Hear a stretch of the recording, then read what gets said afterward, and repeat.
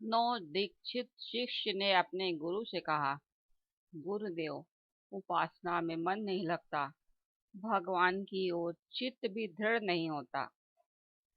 गुरु ने गंभीर दृष्टि डालकर शिष्य की ओर देखा और जैसे कोई बात समझ में आ गई हो ऐसा संकेत देते हुए उससे बोले, सच ही कहते हो वत्स, यहाँ ध्यान लगेगा भी नहीं, कहीं और चलकर साधना करेंगे, वहाँ ध्यान लगेगा। आज सायंकाल ही यहाँ से प्रस्थान करते हैं। शिष्य चिंतित हुआ कि इतना शीघ्र चलना पड़ेगा, परंतु उसकी चिंता भांपने के बावजूद भी गुरु कुछ न बोले। सूर्यास्त के साथ ही वे दोनों एक दिशा की ओर चल पड़े। गुरु के हाथ में मात्र एक कमंडल था, जबकि शिष्य के हाथ में एक बड़ा सा झोला था, जिसे वह यत्न पूर्वक संभाले हुए था। मार्ग में एक कुआं आया।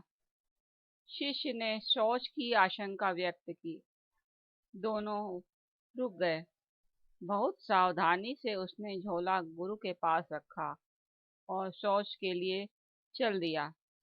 जाते जाते उसने कई बार झोले की ओर दृष्टि भी डाली।